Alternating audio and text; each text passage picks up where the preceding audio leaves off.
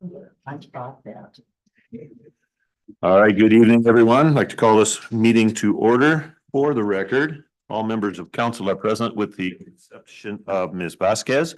Has anyone heard from her for an excused absence or? Okay, we'll give her some time to come in. And then staff is all here, with the exception of Chief Holbrook, who is being represented by Assistant Fire Chief Chad Denbour. So, all right.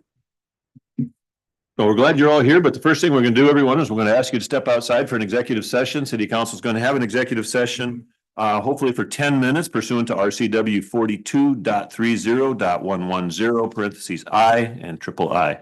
Litigation or legal risks of a proposed action or current practice that the agency has identified when public discussion of the litigation or legal risks is likely to result in an adverse legal or financial consequence to the agency. So we'll give you a couple minutes to step out.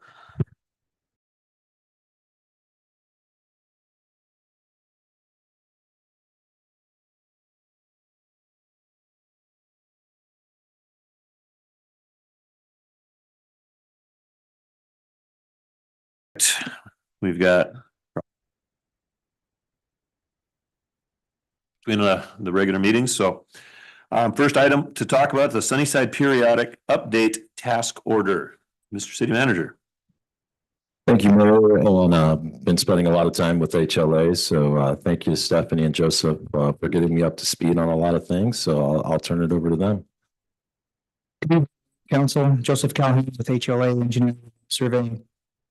To provide you with a bit of background, the city of Sunnyside, along with several other counties and cities in eastern Washington, is required to update its comprehensive plan, development regulations, and critical areas ordinance by June 30th, 2026. The city received a $125,000 grant from the Department of Commerce to complete this work. The grant funding was available beginning July 1st of this year, with half of the amount obligated for reimbursement in each year of the 2-year biennium. The grant requires the development of a periodic update work plan and public participation plan, the completion of Department of Commerce checklists that outline changes in state law and the corresponding requirements that need to be included in the comprehensive plan, development regulations and critical areas ordinance, and the drafting of and adoption of those documents. The task order developed by HLA includes all tasking and deliverables required to satisfy the grant and maintain compliance with the Growth Management Act, with all work and deliverables to be completed by the grant deadline. Experience-wise, HLA has contracts with other cities to perform this work. In addition, has worked with cities in the past during the 2016-2017 periodic update cycle. With that, I'd be happy to answer any questions you may have. Questions for HLA, Mr. Beeler. You done one of those for the city of Sunnyside yet? No, I believe the existing comprehensive plan was done by previous staff. Further questions? Mr. Mayor, Ms. Hart. we're expected to have this done at the end of June 2026, our comprehensive, or is that just spending all the money? Both. Oh. The grant deadline is June 30th, 2026, and all of those documents need to be adopted and approved and sent to the state by that deadline. The question is, Mr. Deputy Mayor. Have we always received grants for this, or is this something that the city staff has done out of the general fund or whatever fund? Correct me if I'm wrong, staff, but I think it's something that city staff has worked on over the years, and we've not necessarily received a grant to have this done. But this does give us the opportunity to have someone like HLA come in with experience doing various cities and updating our comprehensive plan and seeing the areas where we don't maybe see the mistakes that we made, and gives an other set of eyes. And I don't know if you've got more to say about that, but. Yeah, so the grants from the Department of Commerce, and as part of the periodic update, which this one due in June 2026 will be due again in another 10 years. In the past update cycles, Commerce has allocated money as well, and it's divvied up throughout the state based on population. It's not a competitive grant or anything like that. It's just whatever your population is, when you fit within those limits, that's the money that's eligible to you. this year, are we doing this with HLA because currently we don't have a economic development director, or what's recent jumping onto HLA? Deputy Mayor, my understanding is, and Joseph, step in and correct me if I'm wrong. In the past, it's been sort of a combination. And I don't know if HLA was the primary consultant, but it's typically a combination of staff. And then I know any jurisdiction I've been a part of, consultants are always a huge part of it just because of their expertise and sort of certain areas that they're able to get into. I would say yes this year because we do not have an economic development director. They are taking the lead.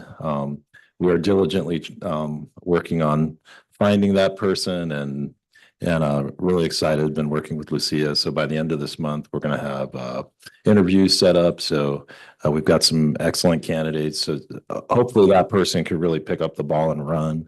We'll still need HLA to help us out with certain elements. So they'll certainly be a big part of it. And in the meantime, for the public, I'm sort of stepping in as the interim economic development director in the meantime. So just really getting up to speed with HLA and trying to figure out, where we have to fill the gaps. If I could, correct, I'm thinking that the comprehensive plan, this is our management plan, our growth area. And we've been working on this off and on now for several years, and we are behind the 8 ball, are we not, on getting it done? Have we had an extension to get it done? My understanding, based on what the current comprehensive plan is it's adopted and is approved through the Department of Commerce. So this effort is looking at the recent changes in state law and making it compliant with all of those different things that have happened over the last several years as far as the comprehensive plan, development regulations, and the critical areas ordinance. Thank you. Do you want to say something?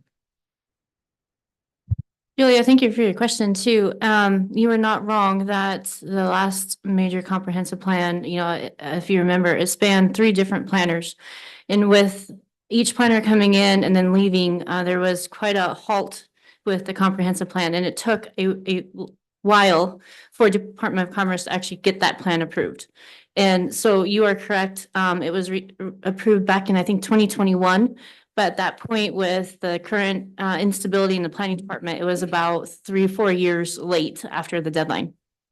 So in this situation, every city, Commerce likes to try to get everybody on the same footing. So every 8 to 10 years, this is due. So at this point, and engaging the comprehensive plan, you're going to be on the same timeline as everybody else in Washington State. Good, thank you. Further questions? Mr. Deputy Mayor. So I'm on the website right now and I see a 2022 comprehensive plan that was approved last year or in 2022. Wouldn't that last 10 years or how often? No, because that was part of, as Stephanie mentioned, the previous update cycle, which was a 2016 to 2017 cycle. So there were extensions granted to get to that timeline, and then it just took until that time to get it adopted. And Mr. Mayor, if I may, and Joseph, my understanding is that we were out of compliance for quite a bit of time. Can you let the council know if you're out of compliance, what the ramifications are? Because they're pretty serious. Right. The primary issue with that, again, demonstrating compliance with the Growth Management Act is a key component of receiving grant funding from the state.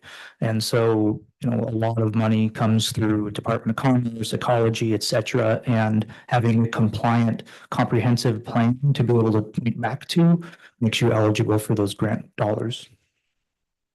Thank you. Further questions? Ms. Frausto. Okay, I might have missed this, but over the course of how many months will these monies be paid out to HLA? So the tasking goes through June 30th of 2026. The way the state has set up the funding is you get half of it in the first biennium, and there's specific tasks that are involved, specific deliverables that are involved in receiving that money. And then the second year is the last half of it. And so the state's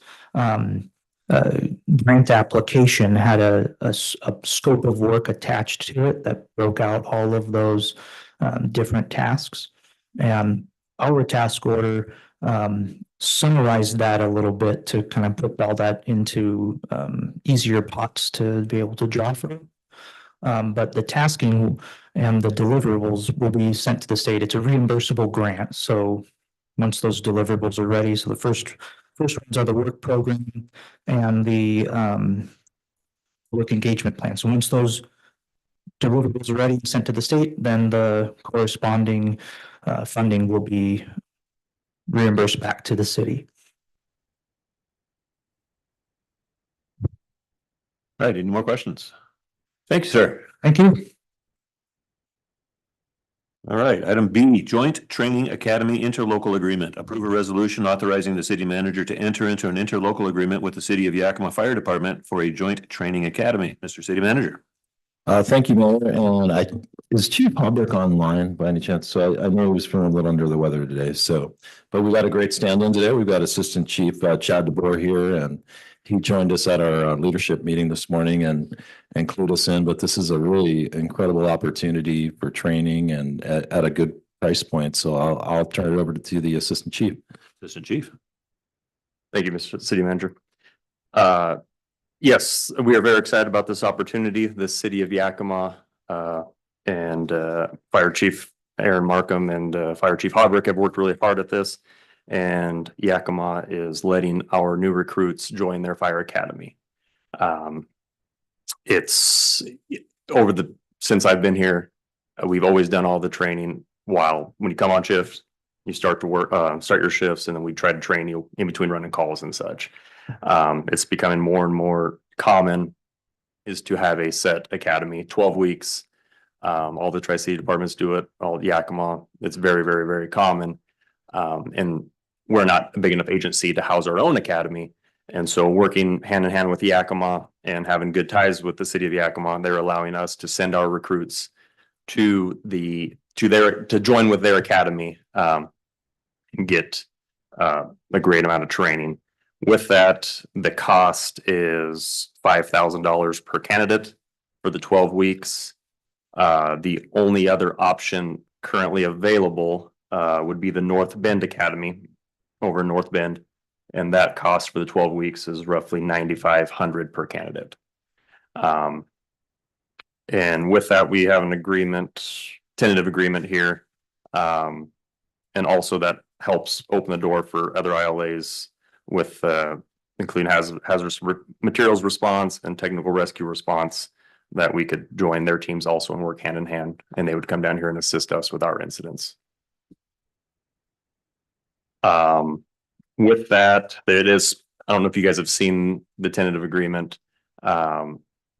It's listed in here that there is per year added cost of $250 per candidate for the rate of increase. The North Bend increases 5% every year, substantially more. But yeah, we're very excited to have this opportunity, and I think it's invaluable training for our candidates. Thank you. Council, questions? Mr. Bueller. Many candidates are going through each training 12-week period they can handle, I'm sorry, repeat that one more time. that the school can handle, how big of a class on each 12-week period. So, and actually the very beneficial part is Yakima will provide whatever instructors are needed on a basis. I don't know what they're capping at that, but we do have, yeah, they can totally handle our 3 candidates, no problem. And it is listed throughout, I believe, yeah, Article Section 4 right there, that if we do provide an instructor and equipment at some point, they will drop that price down to $1,500 per candidate. But being new to the program, new to the system, we figured we're not going to go down that avenue yet, but that is definitely an option for the future, to send an instructor to work hand in hand with them and equipment to lower that cost. Further questions, Ms. Hart? You said that you have 3 candidates that are available to start this training now? Correct. Yep.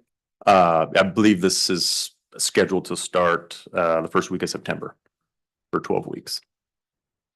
And through the years, I mean, as the police department knows, also the staffing is getting more and more difficult, especially to have training up front. Especially paramedics. We just hired one of our paramedics who does not have fire training, but that's the new norm. To find paramedics that are ready to step in the door and work as a firefighter is very difficult. So that is one hurdle that we're trying to work around also. Okay, other questions? Mr. Deputy Mayor. Is this just for the recruits or for the ones that we already hired? Just for the new hired firefighters. So the ones we've hired in the last month. Last month, Yep. okay. Yep, all the current employees will not be going through this program. It's just for the new hires. And with that also was just some other questions. As far as discipline and as far as termination, none of that goes through Yakima. That all still goes through us. They would give us recommendations on progress of the candidates, but they would not be any sort of firing or discipline on their end. So just all for training purposes. Okay, well, I appreciate this opportunity because I think a well-trained staff is valuable. It's very important. And so the fact that they can offer that in Yakima and save us a fair amount of money, but I like our new hires to be very well trained. I don't know how anybody else feels, but when the fire department pulls up in my house when it's engulfed in flames and somebody needs to be rescued, I want those guys to know how to do it.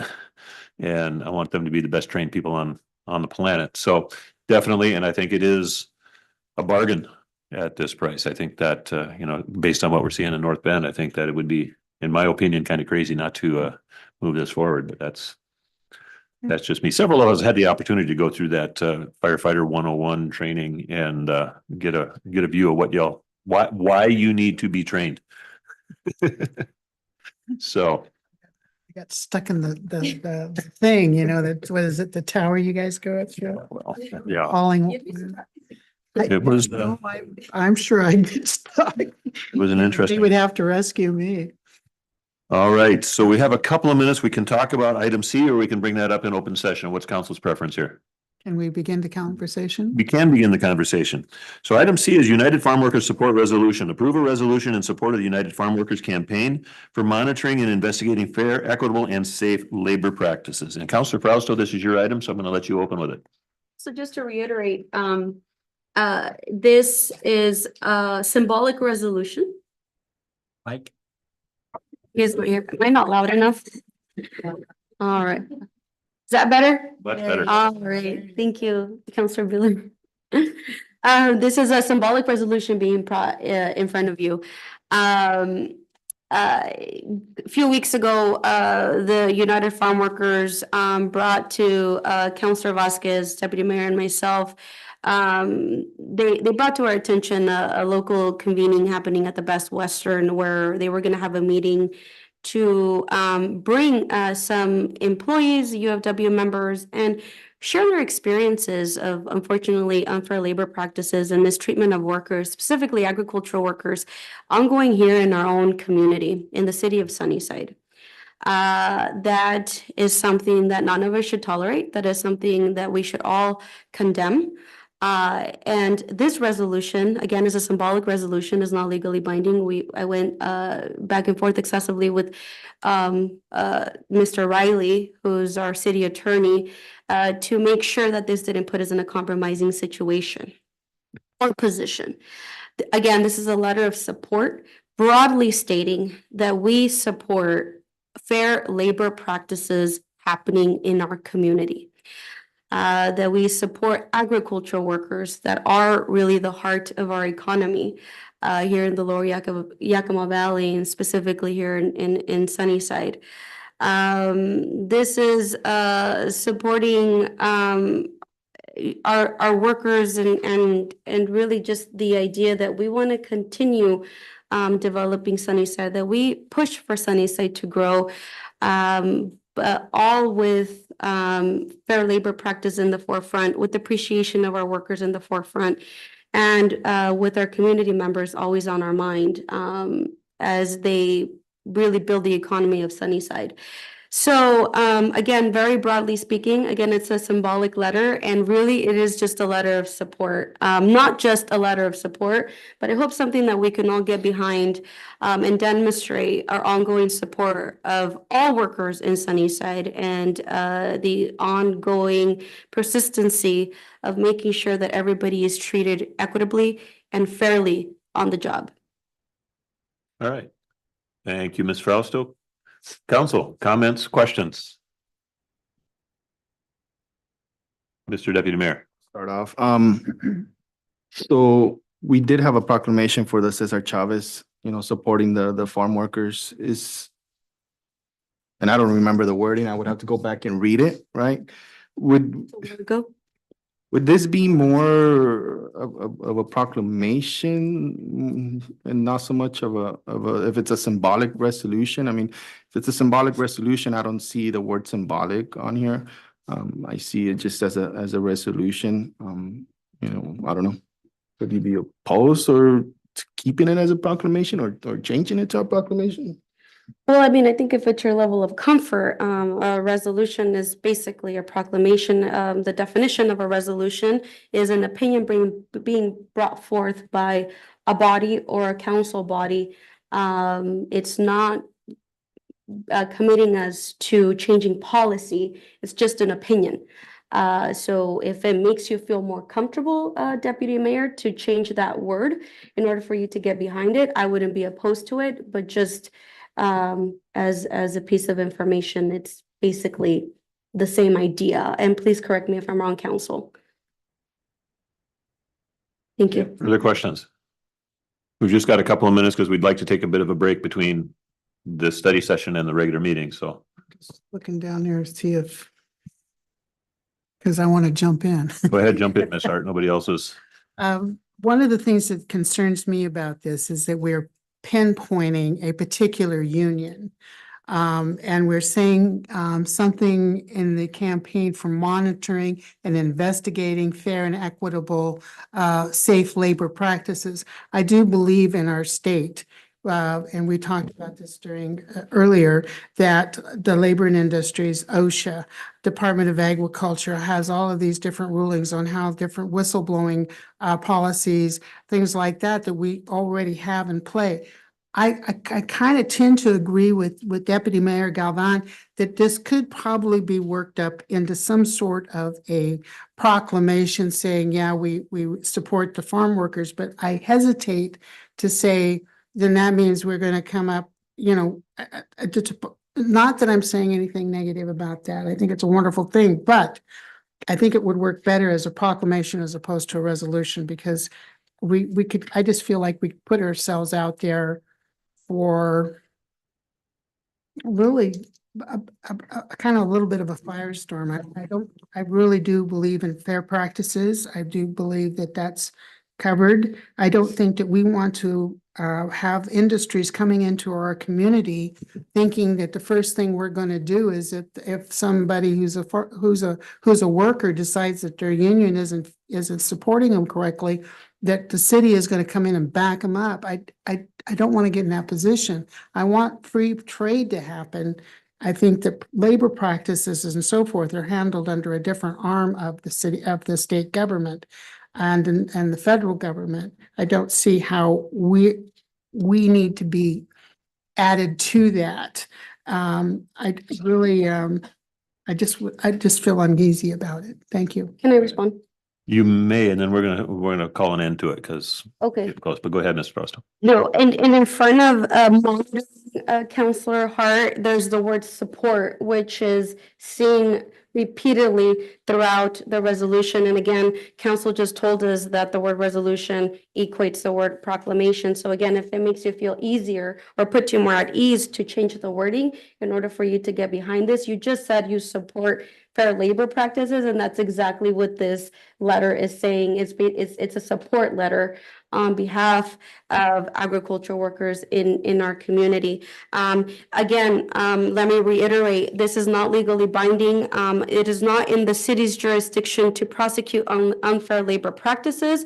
That belongs at the Yakima County Prosecutor, and it belongs with your Attorney General's office. It belongs with other organizations like L&I. We are not getting into that position. So the language is very matter of fact. I think I think my fellow council members' questions are very valid, right? Because we don't want to put ourselves in a situation where it can be, where any of this can be compromised. That is the reason why I went back and forth with council, with our city council, Mr. Riley, to make sure that the language was very broad and it really just showed and demonstrated support of. Let me remind my fellow council members that when we took the oath of office, we all repeated the words, "I will support the Constitution of the United States and the constitutions and the laws of the state of Washington." Support.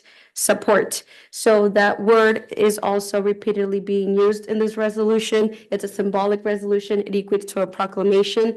So I hope that with that, it brings some clarity as to what is in front of you and what it is trying to say. Thank you, Ms. Frausto. And we are out of time if we're going to take a bit of a break between the study session and our regular meeting. So we're going to adjourn, and I'm going to predict that there may be some further discussion and debate on this question, and that is fine. So audience, you are welcome to stick around. In fact, I encourage you to do so. Council meetings are always better when there's an audience and we get to participate in front of the people who chose us to be here. So thank you. And with that, I'll adjourn this meeting until 6:30 when we begin our regular session. 12th of August, 2024. For the record, all members of council are present and all members of staff indicated are also present. We are going to begin. Is there somebody here to give an invocation this evening? Mr. Lindy, thank you. And I'd like to welcome Commissioner Lindy to our meeting this evening as well and recognize his presence. Thank you. All right, I'm going to ask that you please rise for the invocation and remain standing for the Pledge of Allegiance afterwards. Our dear Father in heaven, this evening as we come together as a city council and staff and citizens of the city of Sunnyside, we're grateful for the opportunity to be here. We're grateful to live in a land where we have the ability to elect our representatives and have them make decisions on our behalf, and that we have the opportunity to also give public comment and input. We ask a blessing on our city leaders, that the decisions they make will be just and well thought out and in the best interest of our people. And we ask this in the name of our Savior, Jesus Christ. Amen. Pledge allegiance To the flag of the United States of America and to the republic for which it stands, one nation, under God, indivisible, with liberty and justice for all. Thank you. You may be seated. All right. First item of business, we got a couple of things before we get to the public comment. It was brought to our attention that we signed a contract and agreed to hire a city manager without giving him the oath of office. And so we are going to do that this evening first, and then another oath of office and some recognition to individuals. So I'm going to ask city manager to step with me out in front of the dais here.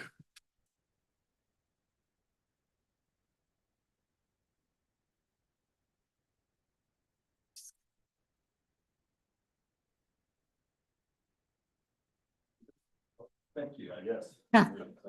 All right, I ask that you raise your right hand and repeat after me. I, Mike Gonzalez, being first duly sworn upon oath, depose and say.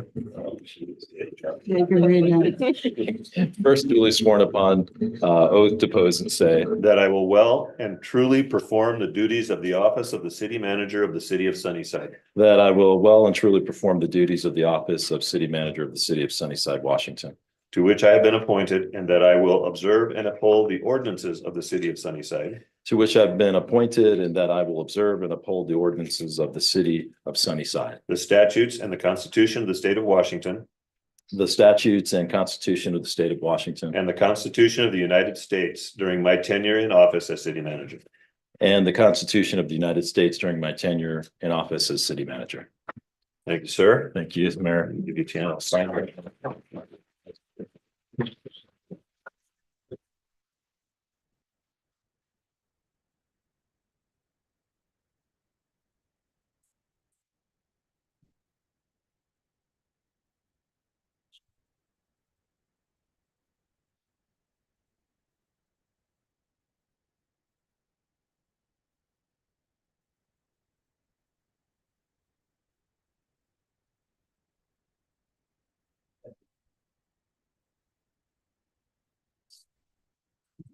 I'm standing here. Is Mr. Ignacio Ramos here?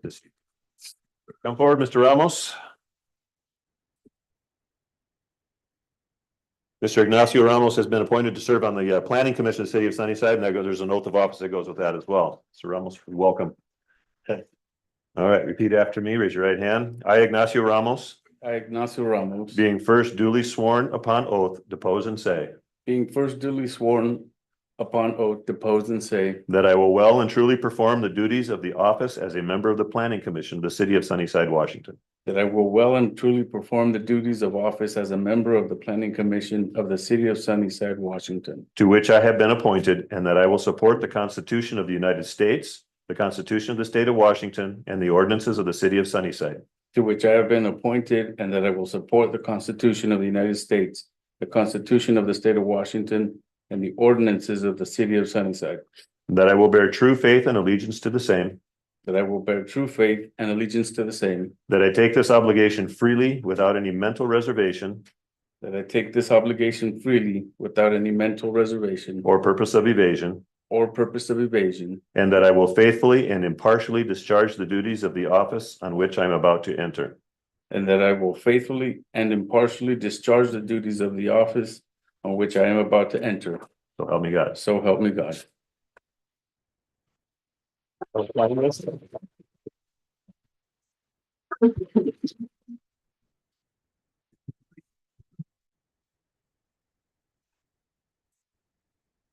Sign it.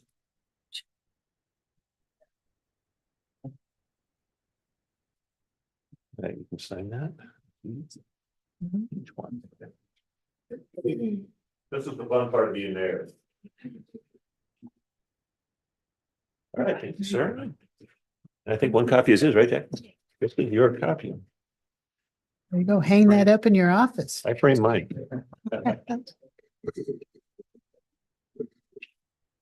All right, and since I'm standing up here, I'm gonna keep standing. Is Veronica Puente here? Come on up, Veronica. I got it. All right. I'm gonna read this into the record, but I'm gonna also read it into the microphone so you can all hear me. So a few weeks ago, the Miss Sunnyside Court held the Spirit of Sunnyside Awards, and Veronica Puente won the Youth Award.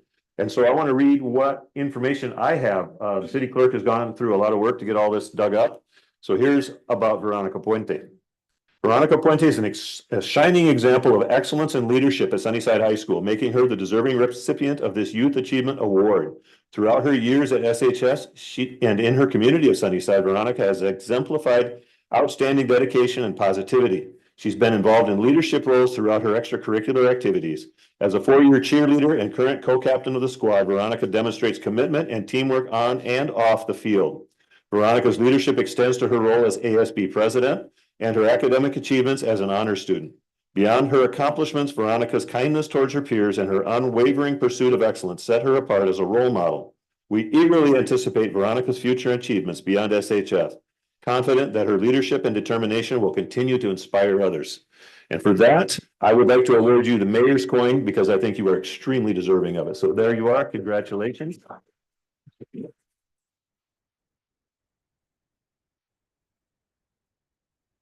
Well, we could shake her hand. You could come up and, yeah, because you know, we want to congratulate you so much for all your hard work. You know, where are you going off to school? UW and to study? Major either psychology or political science. I want to go into. Wow. Go into political science and come Go into law. office. Go into law. More money. All right. Good Hang on job. A second while I make some notes here. And go to a different school. You don't. You don't. All right, next item on the agenda is public comments. And citizens are advised that they must limit their remarks to the council to 3 minutes. The council may refer items to staff to review and or research for presentation at a future council meeting. Recorded comments and meeting sign-in sheets are public records, subject to disclosure under RCW 42.56, and the names of speakers are recorded in the meeting minutes.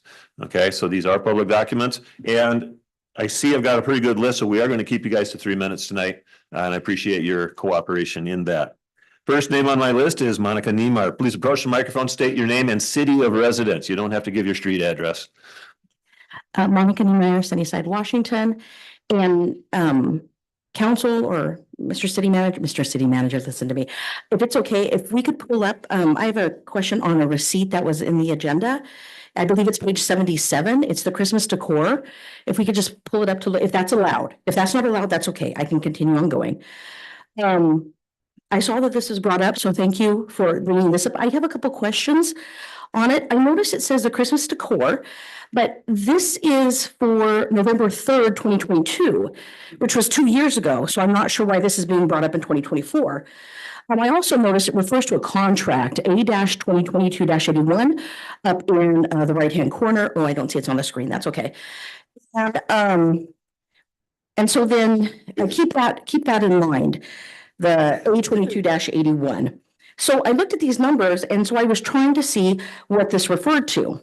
So I looked back at the claims, and we paid Sensky $23,551.90 in 2023 for 3 Christmas trees, is what it said. But I don't seem to see that amount on this that refers to the contract. But it does say 2022. So then I referred to 2022. And 2022 is for, I had my numbers backwards. I apologize. 2023 was for $23,774.08 for downtown Christmas lights, which I didn't see on here. But then again, this says 2022. So when I look at 2022, it refers to the amount I stated before. $23,551.90, and that was for 3 Christmas tree services. So I was still kind of confused because this is a receipt going into public record, and I don't see any amount of it. So what I did is I went and looked in the archives of contracts for the year 2022. In 2022, on December, I believe it's on December 12th, was the last meeting for the year of 2022. And the Byboard National Purchasing Cooperative was the very last contract. It looks like this. And I'm completely confused, along with not being able to find those amounts referenced in this receipt, is the last contract, the city contract. 30 seconds, Mr. 2022 was 2022-73. This is referring to 81. My question is why wasn't contract 81 for the council and when? And not only that, where are contracts 74 through 81? This was brought up on the 12th, meaning that there was 16, 17 days to the end of the year. So how were contracts written and why weren't they brought forward? Those are my questions. Thank you so much. Thank you, Ms. Niemeyer, and I will be happy to meet with you and talk to you about that. Or Mike. Or Mike, either one. Thank you. All right, the next name on my list is, and I'm going to, it says Bruce, but I'm not reading the first name. Bruce. Sorry, I'm horrible at deciphering handwriting. I should be better. I was a teacher at one time, but. Everybody said I should have been a doctor because I can't read my handwriting. Okay. That's Bruce. All right, there's Bruce. Yeah, so I can talk about some of this if you want, or I can let you guys deal with that, however you want to go about doing it. This was an emergency situation coming up, and I believe you have the emails going back and forth between you and the previous city manager and myself in there regarding on getting some of this stuff done. So yeah, as for the 3-year contract, totaling in 4, some of the stuff that's not on here, because it was approved at different stages, was also going through taking care of, lighting the gazebo. And then last year we added, I believe it was 6 street poles, around the downtown area. And then there was some other discussion about taking over, some of the hanging ornaments that you guys have going down East Edison, just because of the fact of, fire department, police department, whoever they could get at the time to go through and replace, fix up any of the damaged items. So we put in a bid for taking care of that as well this year. It just kind of all depends as to what you guys want to do and how you want to move forward. As for the trees, originally they were in 3 different locations. 2 of the locations we were having problems with power. So we moved them all into the gazebo, with the understanding that we were going to have Wi-Fi available in the gazebo. That didn't come to light, so we had a little bit of problem getting them all synced in, but we got it all taken care of, and I believe we had a great show. We had a lot of good feedback while we were putting the stuff up, when we were down fixing things, taking care of, people would go by and unplug stuff, and we'd have to come down, plug it back in, and we didn't do any additional charging for any of the vandalism.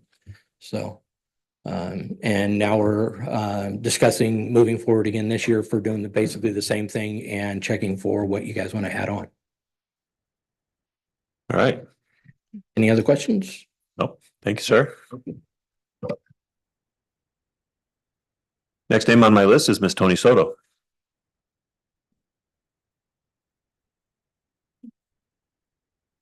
Tony Soto, Sunnyside, Washington. I just want to say thank you to the people that put up that playground equipment up on Upland Park. It was really needed. I mean, it's an improvement of what was there of 75, 50 years ago. So I want to thank you people for doing that. Thank you. All right, thank you. And I know my grandkids love to playing on it as well, so. All right, 4th person on my list is Martin Rios. Vamos a tener traductor. Buenas tardes. Mi nombre es Martín Ríos. We have somebody interpreting. My interpreter is not online, so I will do my best. ¿Sí me podría dar unas pausas para poder interpretar? Sí, claro. Y gracias. Soy residente aquí de la ciudad de Sunnyside por más de 20 años. Actualmente trabajo para la Unión de Campesinos. Are you interpreting vocally or are you going to do it by text? Lo que voy a tratar por la primera vez, voy a escribir todo y luego ya cuando acabe lo interpreto. Ok. Actualmente estoy trabajando para la Unión de Campesinos como organizador. Y las metas que tenemos nosotros como organizadores es poder empoderar a aquellos trabajadores que no tienen voz, que de ciertas maneras o de ciertas formas el miedo de no hablar y de no poder tener el valor de enfrentar con sus patrones o supervisores. Estamos aquí, estoy aquí para el apoyo de que tengo entendido que hay una resolución que se va a presentar, no sé, y entonces estamos aquí en apoyo de apoyar a toda la mesa directiva, a todo el personal del círculo de la ciudad de Sunnyside, para que apoyen y aprueben este tipo de propuestas y pues sí se puede. Gracias. Okay, gracias. I'm sorry, I forgot to start the timer, but he's Martin Rios. He's from Sunnyside for more than 20 years. He works for the Union Farm Workers as an organizer, and his goal is to try to empower those who do not have a voice in a way that the staff is scared, and so that they don't confront their employers. They're here to support council as they were presented with the resolution. And they would like for council to approve these type of resolutions. Muchas gracias. Thank you. Thank you. Y gracias por venir. Okay, next name on my list is Sandra Lindy.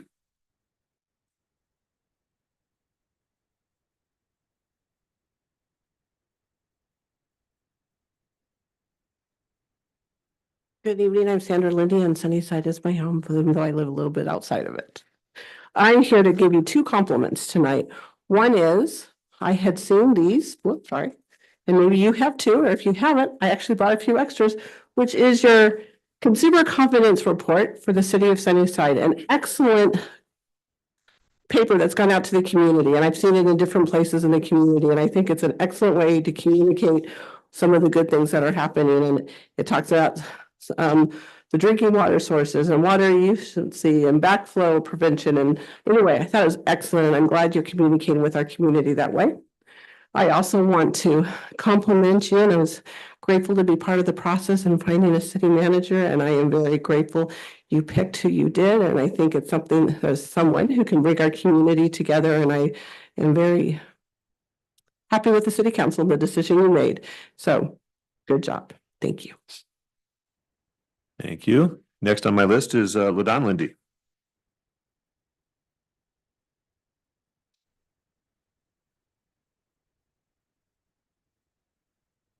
Good evening, everyone. Ladon Lindy, Sunnyside, Washington, or just a little bit outside of Sunnyside, as my wife said. Actually here just for one thing tonight. I wanted to take the opportunity to congratulate the city council on their choice of a new city manager. I've had the chance to work with Mr. Gonzalez a little bit in the past as I worked for Yakima County and he worked for Franklin County. We ended up spending some time testifying on the same bills together in the legislature last year. It had to do with really the need for public service attorneys for prosecution and defense on a county level. But anyway, with that, just congratulations to you. I think you made a good pick. Thank you, sir.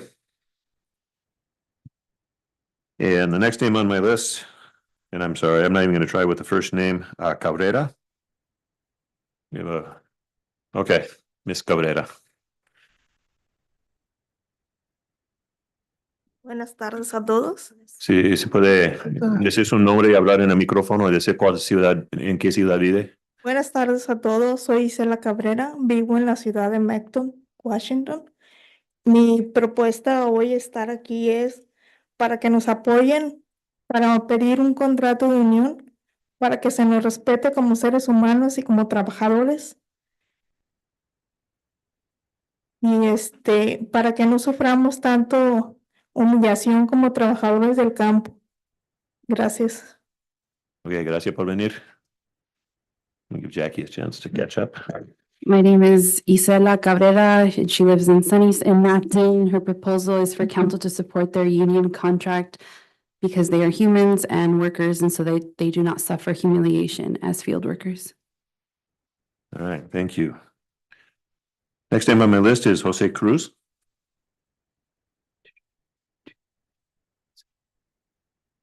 Buenas tardes. Mi nombre es José Cruz. Vivo aquí en Sunnyside también. Estoy aquí nomás para apoyar a los compañeros de la WIMELC. Soy trabajador del campo por 24 años, perdón. Trabajo bajo contrato de unión y es un gran cambio trabajar con una unión porque tenemos beneficios. Uno de ellos es aseguranza médica, 10 festivos pagados. Y nomás estoy aquí para apoyar la resolución que están presentando. Gracias. Gracias por venir. His name is Jose Cruz. He lives in Sunnyside and is supporting the windmill employees. He has worked in a union for 20 years under a contract, and there is lots of benefits working in a union, as, for example, getting paid holidays and insurance. And he'd like to support this resolution. Yeah. Looks like Lilio and Villa Gomez.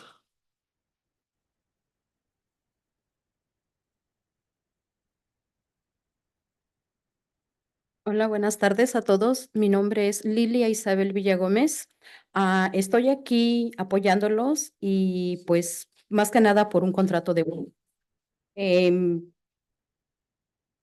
que seamos, perdón, a que se nos dé un trato mejor en el trabajo, un sueldo mejor, tratarnos mejor, no tener miedo, a que no nos intimiden y pues aquí estoy apoyándolos. Es todo. Ok, gracias por venir. Good afternoon. My name is Lilia Villa Gomez, and she is supporting a union contract for better work conditions, better salaries, better treatment, and no intimidation. And she's here to support the resolution. Thank you. Last name on my list is Mike Kennard.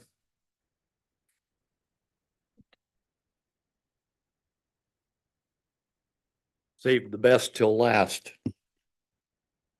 Well, could be. I'm only going to, verbose as I usually am, I'm only going to talk about 4 things. 4 things, that's it. No more. Okay? I want to talk about affording gas. We're all aware of gasoline and what it costs and how important it is in our budget. And the worst thing in the world is to get blindsided by an empty tank. Am I right? You're out of gas. What are you going to do? Now is not the time to fix this problem. But that's always when it happens, isn't it? Seems like.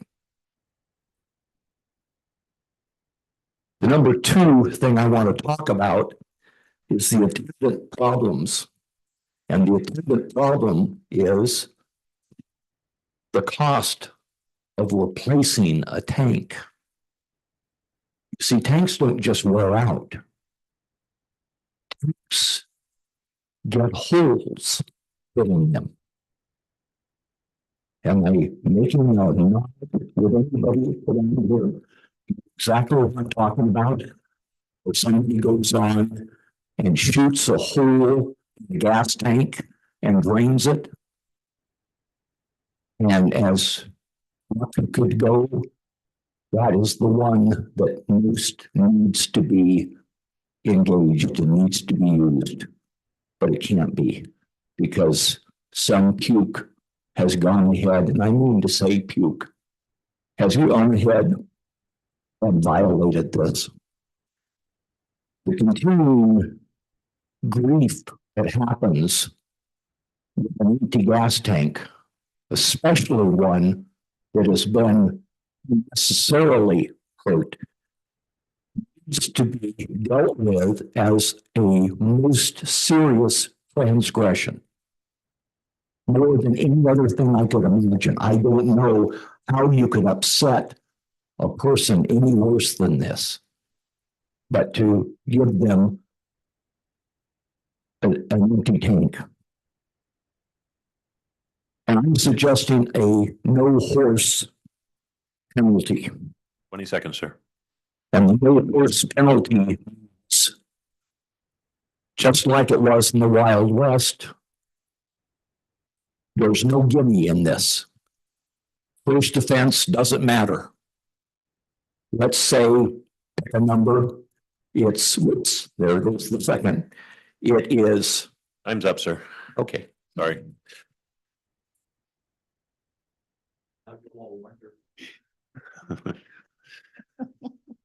All right, thank you everyone for your comments. They do matter to us. You may have noticed council either taking notes or paying very careful attention, including to you, Mr. Kennard. And yeah, that's how we know what people are thinking, is when you come up here and tell us. So thank you so much for coming. All right, moving forward on the agenda. The next item on the agenda is the consent agenda. The consent agenda consists of the following. The minutes. Approve the minutes of the June 10, 2024 study session. Approve the minutes of the June 10, 2024 regular meeting. Approve the minutes of the June 24, 2024 study session, and approve the minutes of the June 24, 2024 regular meeting. Payroll vouchers. Approve payroll vouchers number 119570 through 119589 and wire transfers as listed for $737,666.32 for the period ending on July 25, 2024. Claim vouchers. Approve claim voucher numbers 109779 through 109853 and wire transfers as listed for $125,683.91 for the period ending on July 19, 2024. Approved claim vouchers numbers 109854 through 109905, and wire transfers as listed for $431,615.89 for the period ending on July 26, 2024. Approved claim voucher numbers 109906 through 109960, and wire transfers as listed for $334,912 for the period ending on August 2, 2024. Council members, is there any item that you would like to remove from the consent agenda for discussion? Mr. Deputy Mayor. 109939. 109939. 09939, yeah. Okay. Any other items, council? All right. Give clerk a chance for that to come up. 109939.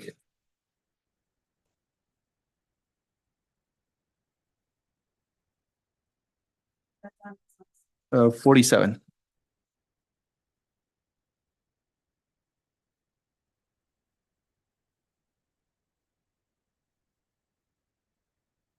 Okay, what is your question, Mr. Deputy Mayor? So this is for the Rhonda paint, the white traffic paint. My question is this what we spend annually on this paint for the roads? I'd have to check with the division supervisors, but typically they buy for the whole year. But I'll have to see how much, was purchased for that. And when we paint annually, right, the lines? Yes. So have we ever considered looking into other paint that lasts a little bit longer? I mean, I did some research in paint lasting 3 to 6 years, thermoplastic paint. This is only waterborne acrylic paint. I mean, it might be something that we've always used, but I think, you know, if we could get something that lasts 3 to 6 years, I think at the end of the day, it's going to be beneficial for the budget. Yeah, I'll get with the supervisor and kind of go over what they've in the past, whether it's something that they've always this is the brand they've always used, or did they switch, or looking at something different. Yep, that's all I got. Okay. So your question's been answered, sir? Sure. All right, or about to be when he gets his research in. Sure. All right, so what is the desire of council on this item? Move to approve. Second. All right, we've got a motion by Deputy Mayor, second by Councilor Hart to approve the consent agenda as presented. Debate on this item. I'd just like to thank Ms. Horner. Microphone, sir. Thank you. I'd like to thank Ms. Horner. I could read this. I sat yesterday morning and no black marks, no nothing. It was real easy to read. Thank you. All right. May I just echo Ms. Hart? that? I thought there was something about the way you separated it this time that was easier for me to read and make my notes. So thank you very much. We are still working on a little bit more refinement to this report so that in addition, this is the new system that's providing this report. In addition to the information provided, it will also show us at least a fund number for those, because right now that's the only item missing that I see, but I'm glad that you are finding it legible. All right, further debate? Hearing none. All in favor of this motion, please signify by saying aye. Aye. Opposed, no. I too vote aye. Motion passes. Active agenda. Sunnyside periodic update task order. Approve a resolution authorizing the city manager to sign a task order with HLA Engineering and Land Surveying Incorporated to complete the periodic update. Mr. City Manager. Thank you, Mayor. Yes, this task order is with HLA. It deals specifically with the comprehensive plan. We have secured $125,000 grant to support this effort. So it's been a little bit of a challenge. I know in the study session, it was asked if we help support this effort. We are desperately working on getting an economic development director and a planner into the city that will help support this effort. But certainly HLA does the heavy lifting and is doing the heavy lifting at this time. But certainly we're going to supplement quite a bit when those positions are filled. So Joseph Calhoun is here, and also wanted to thank Stephanie Ray, who's been very supportive, jumping on board with me and really getting me up to speed on a lot of projects as well as Raul. So thank you all. And Joseph is here with the details. All right, council, we heard a presentation from Joseph in the study session. Are there questions anyone would like to ask or get clarification? I just have Ms. Hart. one quick question. Thank you. So as soon as this is authorized, the task order is approved and authorized tonight. How soon do we get started? Now, so the way this grant funding works is it became available July 1st of 2024. And so no work has been done since then, but it's essentially effective immediately because of how the biennium works.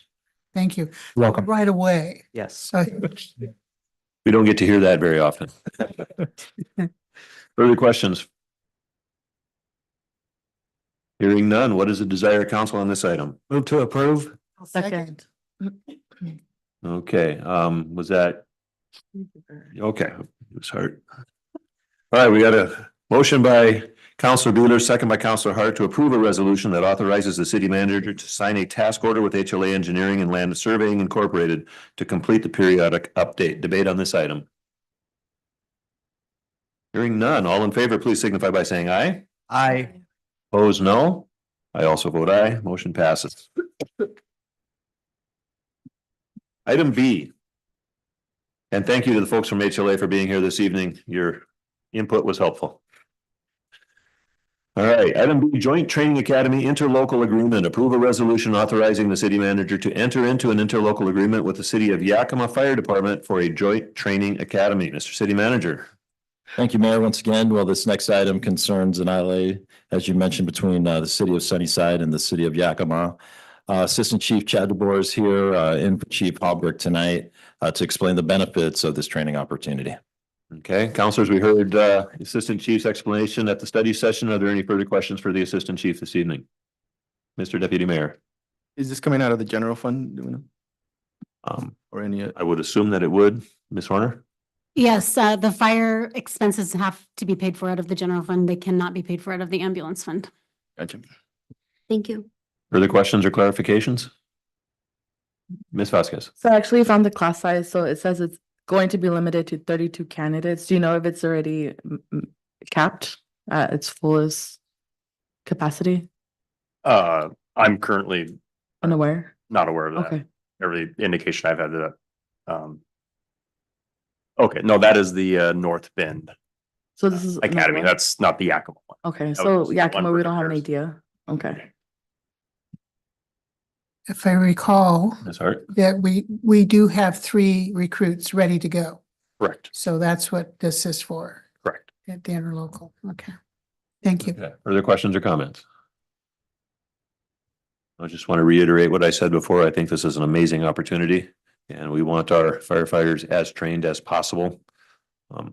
Everybody's relieved when they see the firefighters coming and we want them to be very, very capable. So, all right, if there's no further questions or comments, what is the desire of council on this item? Move to approve. Second. And who was the second? Ms. Ripley. Ms. Ripley. All right, we got a motion by the Deputy Mayor, second by Councilor Ripley to approve the resolution that authorizes the city manager to enter into an interlocal agreement with the city of Yakima Fire Department for a joint training academy. Is there debate on this item? Hearing none. All in favor of the motion, please signify by saying aye. Aye. Opposed, no. I too vote aye. Motion passes. I think this is a great opportunity for our firefighters. Thank you. All right, item C, the one everybody's been waiting for, United Farm Workers Support Resolution. Approve a resolution in support of the United Farm Workers Campaign for monitoring and investigating fair and equitable and safe labor practices. Ms. Fausto, do you want to introduce this? Sure, go again. My fellow council members, like mentioned before, this resolution is a symbolic resolution being brought in front of you today. What this is generally speaking to are the ongoing unfair labor treatments and practices in our town. This resolution really came from, just to give you all some context, the UFW, which is here with us today, contacted Councilor Vasquez, myself, and Deputy Mayor a few weeks ago. In their meeting, many of them shared experiences of unfair treatment hostile work environments, dismissals without cause, and so forth. So they did ask, how can council support us and how can our own city and our community get behind us? After lengthy conversations with our city attorney, we were able to create something a little bit more general, that is not legally binding, like I mentioned before. This resolution is a support letter in support of safe labor practices everywhere in our community, especially when it has to do with our agricultural workers, which is a very vulnerable population. These incidents are ongoing in our own backyard, and they should be condemned. We should speak against them, and they should never be allowed nor welcomed here in our community of Sunnyside or elsewhere. To reiterate and add, it is not in the community of Sunnyside's jurisdiction to prosecute any unfair labor practice. That belongs with the Yakima County Prosecutor's Office. It belongs with our state attorney general. Again, this is a letter of support. It's a symbolic resolution, which equates a proclamation. I know that some of my fellow council members were trying to get some clarification around that. I'm going to reiterate this in Spanish so they can understand exactly what this is coming for, because I assume that they saw this on the agenda. Esta es una resolución la que estamos trayendo hoy para poder apoyar los trabajadores agrícolas para tratamiento justo en el trabajo. Desafortunadamente, nuestra comunidad no tiene el poder de poder exigirle a industrias que practiquen una unión, pero sí tenemos el poder de apoyarlos en el movimiento que están haciendo y también en el tratamiento de nuestros trabajadores en la comunidad de Sunnyside. Y es lo que vamos a hacer, es apoyarlos. Esta resolución está diciendo que los apoyamos a los trabajadores en la comunidad para tratamiento justo y prácticas justas de labor. Entonces, esto es lo que estamos platicando y lo que vamos a seguir platicando ahorita entre nosotros. Quiero clarificarles ese punto, ¿verdad? I just clarified that it is not in our scope of work to get behind a union or to get behind anything that is out of our jurisdiction as a city. This is a letter of support, and we support all fair and equal treatment of all workers in our community. So that is what we can get behind. And so I will reiterate again that when we all spoke our oath of office, like Mr. Gonzalez did today, we took the oath to support the Constitution of the United States and the Constitution of the laws of the state of Washington and all local ordinances. So we continue to support. That word is used vastly throughout the resolution. We continue to support fair treatment. We continue to support safe labor practices. That is something that we can get behind. That is unfair labor practices is something that we can condemn. So I urge my fellow city council members to get behind this today.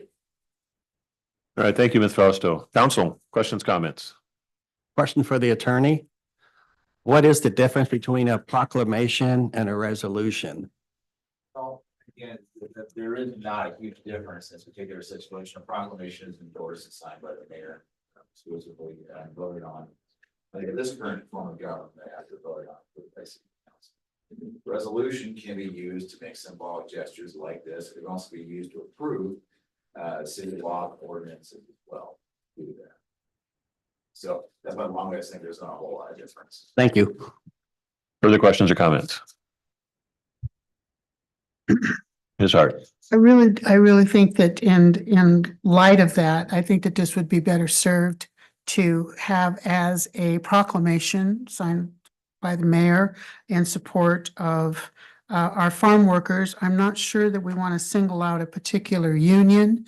I think that might be, I just don't feel that's the right, it makes me uncomfortable to single out one union. I do think that if we wanted to continue to support our farm workers in general, I think I don't have a problem with that wording. I just think that be an advocate for farmers' rights, workers' rights. And I heard from the public tonight that they were actually under the impression that we were giving them support for a particular situation, which we're not allowed to do, I don't believe. Is that correct? Because we could get into, because we want to have industry come to town. We do want to have fair practices. And we do want to have fair practices for all of our workers, not just farm workers, but all of our workers. So I do have a problem with having, singling out a single union in this regard, but I am in favor of having a proclamation, in, supporting, fair practices. Thank you, Ms. Hart. Further comments or questions? Ms. Vasquez. Yeah, so I too, I was invited and I actually showed up there at Best Western with United Farm Workers. I'm actually a big supporter of United Farm Workers and I've worked in the fields myself and I know and I've seen a lot of the unfairness and the treatment that's given there. However, I do see here on where it says whereas, under the fifth whereas, it says, whereas the City Council of Sunnyside recognizes the importance of addressing these concerns to promote justice, equity, and the dignity of all workers. So Councilor Frasso, you did mention a few times that you shared this, that this is something that's going on. It is something that's going on worldwide, especially here in our community, but it's not only agricultural workers who face these issues. We also have many people, and kind of like something that Councilor Beeler mentioned, if we do focus on agricultural workers, what makes us think that maybe Safeway workers won't want a proclamation or other workers from different industries won't want their own proclamation. So I am in support of this. However, I do think, and you also mentioned that that this is like a broaden symbolic resolution. And so for me, it's like, let's broaden it a bit more and let's make this something useful for every industry, not just agriculturals, but even people who work at stores and offices and every type of work. There's always going to be unfairness, or it's always going to be seen one way or another in different industries. And the United Farm Workers, I circled the page here and it's circled a few times. And I would also like to just broaden that, just to remove that, but this would be honoring everyone, and especially United Farm Workers. And that's my 2 cents. All right, thank you. Further questions, comments? Ms. Ripley. I like that, what she said, and I like what Julia said. Can we table this and work on it a little bit, or if we want to make it a proclamation? Council has that authority. We can vote to table this.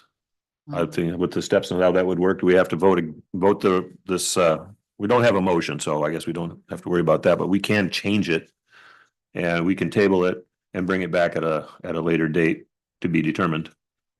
And we can determine that this evening. So we could bring it back as a proclamation. Good. With the comments that could. we've made here tonight. Ms. Rausto. Yeah, and just to respond to Councilor Vasquez, you read that fifth sentence correct. It does say the dignity of all workers. So it is pretty broad in itself. Now, what I'm hearing from you and fellow council members is that the word UFW does not sit well in this resolution.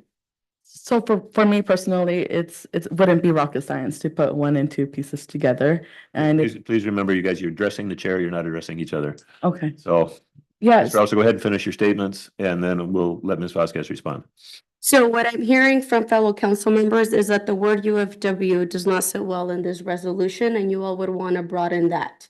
Now, in other instances, what we have done in the room is that we've actually gone in and amend what's been put in front of us. I would prefer if you all want to move to amend specific language, can we do that and send it back to the city clerk with the updates? It is something that we have done in the past, so we don't have to table this for, Okay, Ms. Vasquez, were you wanting to respond or? No, it's fine. Okay, thank you. Ms. Ripley. Is there any reason this has to be done tonight? There is no specific reason that it has to be done exactly tonight. Other than for the benefit of everybody who's come here for this particular vote. Other than that, no, we don't have to do it tonight. Ms. Hart. Well, I was just, Mr. Riley had raised his hand there. You have a variety of options. Mr. Riley. Tonight, you can pass this in the form that currently sits before you if you choose to do so. If you want to table it or amend it, you need to do that by a vote that's seconded and approved by the council at this point. That was going to be my question. Further questions, Mr. Fausto? if we move to table, what are the rules and the timelines around tabling? I believe the procedure is we can't bring this back the next meeting. We would have to wait 2 meetings out. Yes, unless you suspend the rules to make it the next meeting for tabling. We can vote to suspend the rules, Mr. Fausto. So if you want to bring it next meeting, you can, but you have to clarify your vote to suspend the rules to bring it in a short time. Okay, and what would the amendment to the resolution omitting the language U of W look like? We would just move to amend to remove? You would have to state the language you want to amend and what language it would be amended to on the record to do that. And then have it approved by the council. Okay. Okay, so I'm gonna jump in here. I haven't really made any of my comments yet. There are things here that I believe that need to be changed. There's language in here that could probably be improved to make it inclusive of more workers than just those folks who are involved with the UFW. I think it is good for us as council to support those who work not only in agriculture, but in many industries around the area. We are all beholden to the labor of our agricultural and field workers. We owe our economy to all of you. So therefore, we don't want to say that we don't value your work. However, we have a lot of other people who work extremely hard and often themselves also in unfair situations. And I would like to see them included in that as well. I do have a concern with including a specific union. It's the same concern I have with including a specific business that could be labeled in there as the problem. And so I've got a problem with that. And there's a couple other lines that I'd like to see omitted or changed or revised or whatever the best way to do it. And I kind of think that maybe the best way to do this was to table this and then sit down and rework this. Also, I like the idea of proclamation better than resolution. As our legal attorney, as counsel has suggested, it doesn't have a lot of change in actual meaning, but in the perception of people's minds, it does have a big change. A resolution sounds more like a policy thing, and a proclamation is we are making a statement, and that's what people understand. So I do have a concern with the term resolution. I prefer proclamation there, and I would be more than happy to read a proclamation into the record. Well, once we can all agree on the language that goes with that. Ms. Fausto. So just for the record and to clarify this for the 5th time, it seems like today, sorry, I was gonna call you the mayor. Our city attorney, you're not trying to get there, huh? Our city attorney has said that the way that this sits in front of us, and I gave you all context as to why UFW is in the room today and to why UFW asked for the support. The way that it sits in front of us is it doesn't bring about any legal binding. It doesn't put us in a position that we might later be implicated or bring about any legal implication. So what I'm hearing is just the feeling of uneasiness from fellow council members because of a specific language. It's the emotions are different than legality. So if Mr. Riley has sat in front of us and told us about a few times today that the way that it is brought forward, the way that we can vote on it is not going to put us in a place of implication. I will push back and say I don't want to go back and dilute much of this messaging I understand that it makes some people here uncomfortable, but I always say that in moments of discomfort, you might be able to grow and develop and learn a thing or two. So I encourage you all to maybe sit in that discomfort and for once stand up and advocate. And before anybody goes out and saying, I'm out of my scope of work, we all signed up here to advocate for our community. We were all voted here to advocate for the greater good of our community. So that's what I will keep doing. And I encourage you all to stand up today and vote for this, for the resolution as is in front of you. Now, if majority wants to table, I also am a team collaborator, but I just wanted to reiterate that and put it on record. All right, thank you, Mr. Fausto. Further discussion? Mr. Beeler, If we table this, can we bring it up at the next meeting? we have to vote to suspend the rules in order to do that, but yes, we can. It has to sit one meeting over as it stands now, but you. If we bring this back as a proclamation, do we have to wait? Because we're changing everything. No, you do not. Further discussion? Hearing none, what is the desire of council on this item? How to word that? I would like to table this resolution, send it back for to be represented to the council as a proclamation, and suspend the rule so that instead of waiting 2 or 3 weeks, we can bring it back at our next council meeting. Is that kind of the right wording in there? Am I, is that gonna, yes, that's what I want to do. Am I saying it right? So yes, that's what I'd like to do. That's my I'll motion. second it. Okay, I'm writing as quick as I can. And that was Ms. Vasquez, Ms. Ripley, Rest Ripley. Mr. Mayor, Mr. City Manager. if I may, did you just say that if you bring it back as a proclamation, you don't have to wait 2 meetings? So, and I think Councilwoman Hart, she said to bring it back as a proclamation. So and Mayor, and correct me if I'm wrong here, Ben, if I was given direction to work with you and Councilwoman Fausto, and of course you'd have to be amenable to a proclamation. If, I'm willing to work with you to fast track that. But I think if you want to bring it back as a resolution, I think we'd have to make the motion. Suspend the rules on a resolution, not a proclamation. So I just for clarity's sake, so it's on the record. Okay, well, we have a motion in a second, so I mean, you can withdraw your second, you can amend your motion or. Don't wish to amend my motion. Okay. Okay, so we've got a motion to table this item and have it brought back at our next meeting as a proclamation and to suspend whatever rules are necessary in order to make that happen. All right, is there debate on this item? Hearing none, all in favor of this motion, please signify by saying aye. Aye. No. Opposed, no. So we got 2 noes. I too vote aye, and ruling of the chair, the motion passes. All right, thank you, everyone. Items from council members, mayor's appointments for boards and commissions. The Rules Committee met today, and we, I believe, accomplished a great deal.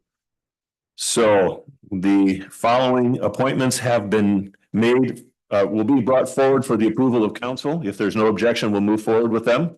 So council, we met today and we have decided the following: Teresa Alvarez Ziegler to be appointed to Board of Parks and Recreation. Any objection?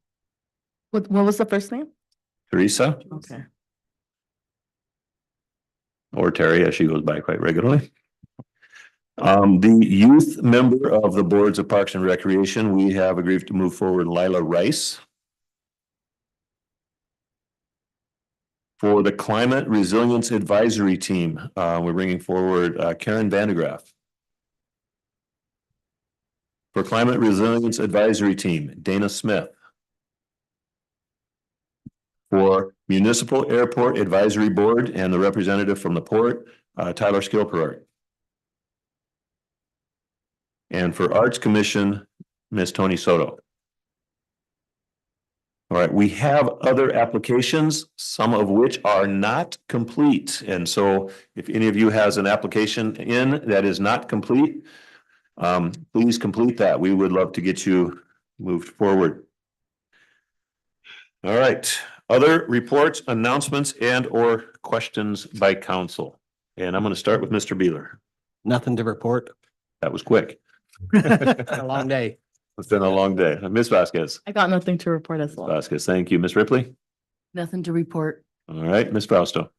I want to invite everybody to this Thursday's Literacy and Movement event. It's going to be held at the Sunnyside Community Center from 5 to 7:30. 7 to 7:30, the splash pad will be on. We will be having a whole bunch of different giveaways, backpacks, school supplies for the kids. We'll have a DJ out there. It'd be great to see all the council members out there, including the mayor and of course, Mr. Gonzalez. I know you said you're gonna roll by, but it's just gonna be a community filled event. Firefighters are gonna be out there. If you didn't know yet, you are. Rob's gonna send some police officers out there to play dodgeball with the kids. And really community just came together and came about. Paleteria La Norteña is donating a whole bunch of paletas. We got pizza out there coming out. Walmart donated a bunch of waters. So community members really came out and showed out, and because of this, we're gonna be able to give back and then just literally reinvest it back into community, especially the books part, because our kids really need to need to read, and it's so important to keep that literacy in the center of everything we do, especially as children. So we got like over 2,000 books that were donated to us through various organizations. So we're just excited to put those books back into community. And so yeah, están todos invitados para el evento el día 15 en el Centro Comunitario, Literatura y Movimiento. Vamos a tener mochilas que vamos a estar dando, libretas para los niños para volver a la escuela. Va a ser de las 5 a las 7:30, comida, y va a haber paletas de la norteña, pero va a ser un momento de comunidad, así que los invitamos a todos para que nos acompañen este jueves de las 5 a las 7:30. All right, thank you, Mr. Fausto. Mr. Deputy Mayor. Yeah, so I've attended a few ribbon cuttings throughout the past 2 weeks, 3 weeks. That's that's something I want to see. That's something I love to see as new businesses coming into Sunnyside. Let's make it a little bit easier to get them here. Once they're here, just make sure to support them. If we don't support them, they're gonna go away. If you like their food, support them as much as you can. We just lost a business downtown, and just support as much as you can, the local businesses, local restaurants and whatnot. Also, I attended the Yellowstone Trail ribbon cutting with Ignacio Ramos. I want to take this time to thank him for, taking that initiative. He paid out of pocket for that mural there at his place downtown, and it looks awesome. I didn't know there was a Yellowstone Trail. I thought it was just the Oregon Trail. That's all I played in school, right? But yeah, it's good. It's good for the community. It's good for the town. Just let's keep rolling those projects. I love to see those projects, and also semi trucks parked in residential roads. I don't know if we have an ordinance or SMC or something, but they could get kind of dangerous, especially the ones that park near the intersection. I mean, on my way over here, a car almost hit me. I've been meaning to bring this forward to council, but I know that the local truck stop's been pretty adamant. They have to pay to park there, but I've been seeing a lot more semis parked in residential zones, and it could get pretty dangerous for the smaller cars, especially when school's about to start and they take off about the same time the kids are walking down to school. So I don't know if we can do something about that, but that's all I got. All right, thank you, sir. Ms. Hart. I too attended numerous ribbon cuttings in the past couple of weeks. All of them were fun. All of them was great to see the enthusiasm for small business coming into our community. It was very, very fun. I attended the ribbon cutting for the Yellowstone Trail, which I was very excited about seeing completed, the mural over on South 6th Street next to where the former Hop Town is. But I really hope that this one can be preserved. We had a mural over on what Ace Hardware, when they bought the property and they kind of covered it up. And that was one of the Ben Snipes, Cattle King, and it was up on the wall there that the former grocery store had put up, but it's now covered up. And I don't know, I would hate to see the same thing happen to the Yellowstone Park. So I know that I talked with Mr. Ramos about how what he hopes to do to preserve that for a future. It's beautiful. If you haven't seen it, drive by and check it out. I think we're still working on getting the Yellowstone Park over by Nortella's, Nortenda's. Nortenyo? Yeah, Norteños. We still have a little spot over there we're still working on, so, for a little park, so.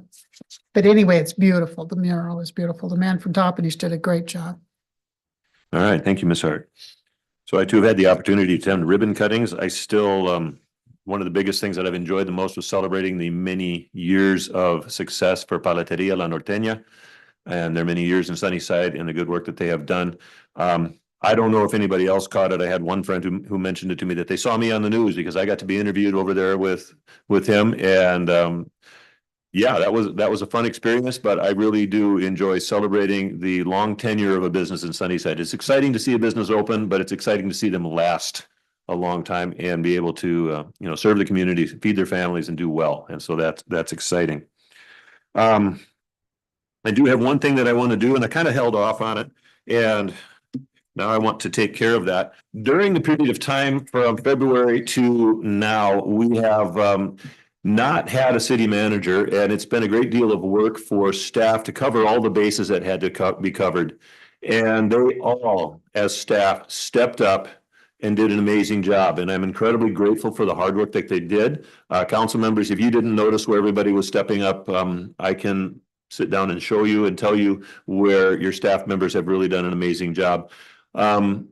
I talked to Chief about it. He said nothing doing for him, but I do want to specifically recognize a couple of people who kept my head from exploding, who kept me on track as far as the timelines and getting everything done on time, making sure that everything was functioning properly. So I'm going to take a moment to recognize, with the indulgence of council, certain members of our staff who I feel really did a fantastic job over these last few months.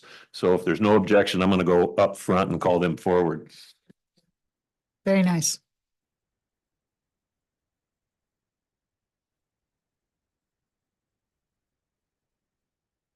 All right, first person I'm going to ask to come forward is Ms. Jameson Porter, Finance and Admin Services Director, who has really kept her act together, has done a lot of good for us, and I'm extremely grateful. Thank you so much, Jameson. Thank you. You are.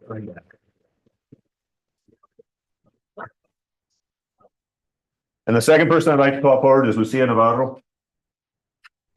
She kept the timeline moving. Everything happened on the date she said that it would. She stayed in constant contact with our recruiting agency and made sure that I was informed of everything that was going on. Thank you so much, Lucia. Our resident photographer, our city clerk, Jacqueline Renteria, who also kept me organized, kept me on task, was able to make sure I understood everything that was going on. I don't know who's going to take a picture of Jackie. Yeah. Anyway, thank you so much for your hard work.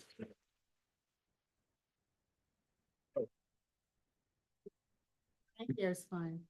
And show your little coin there. There you go. Beautiful. Okay.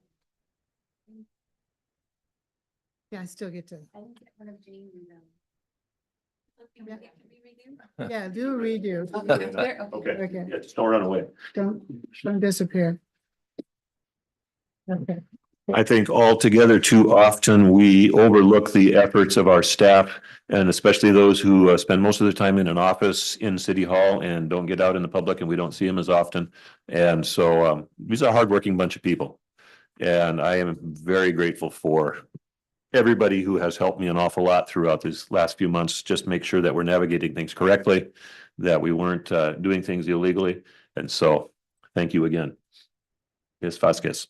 Really quick, I would want to can I clarify and share something in Spanish very quickly? Oh, you may. Okay, so rápidamente quisiera aclararme un poco. So, yo sí voté no por esta proclamación, pero no es decir que no estoy apoyándolos. So, y lo quiero aclarar porque yo ya he escrito una carta, yo estoy apoyándolos de mi persona, pero como un concilio municipal, como un grupo, hay detalles y hay unas cosas que aunque nuestro abogado de la ciudad ha dicho que lo podemos hacer, hay cositas que todavía puede poner la ciudad en peligro.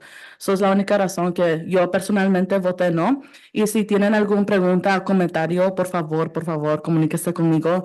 Rápido voy a dar mi nombre y mi número de teléfono. Si lo quieren apuntar, me gustaría hablar con cada uno de ustedes.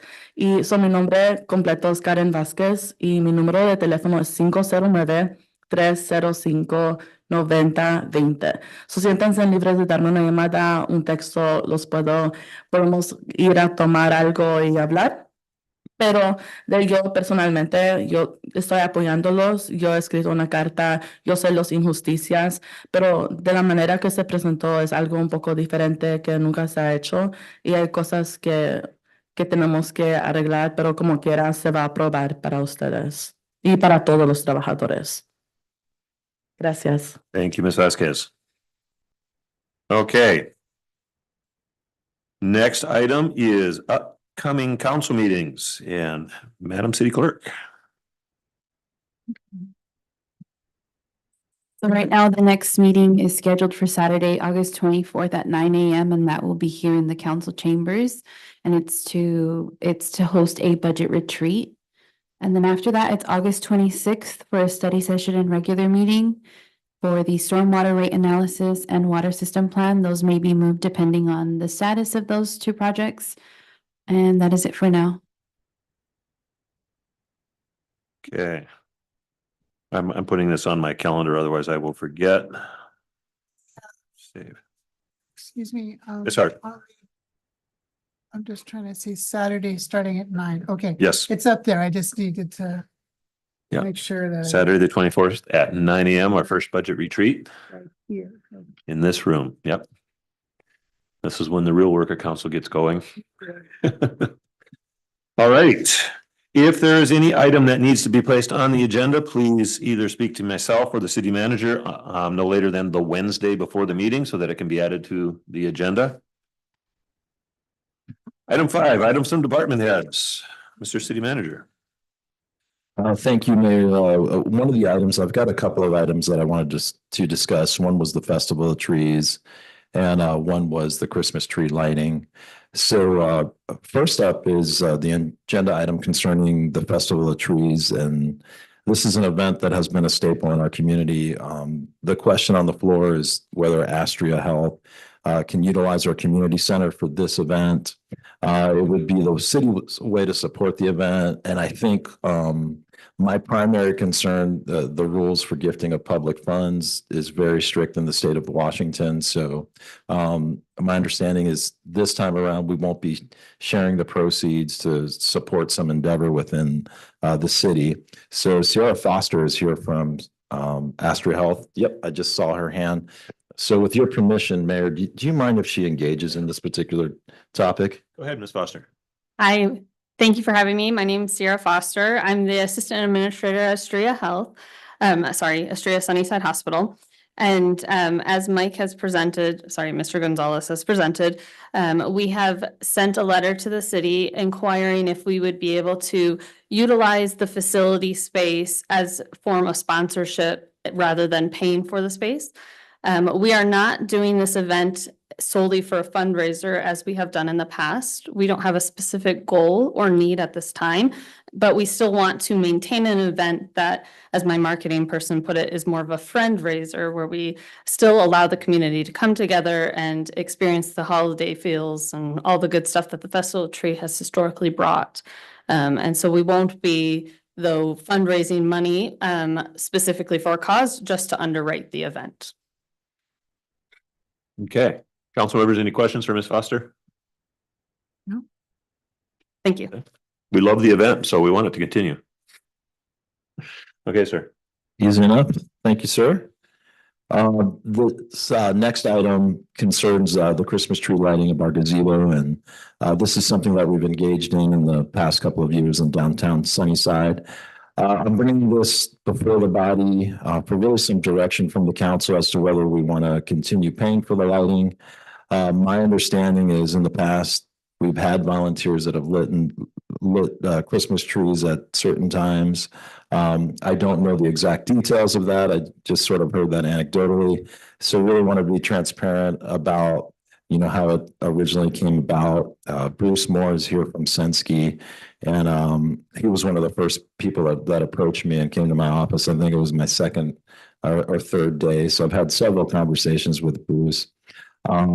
So he presented me with at least the overture that we had a 4-year contract in the works. And he presented me the documentation that's within the packet. I couldn't find specific dates that said it was 4-year. My understanding is that my predecessor had spending authority, was able to do that without council approval. For the record, I love Christmas tree lights. I am not trying to block this. I think, through an economic development lens, I think it's a good thing to have lights that bring people downtown.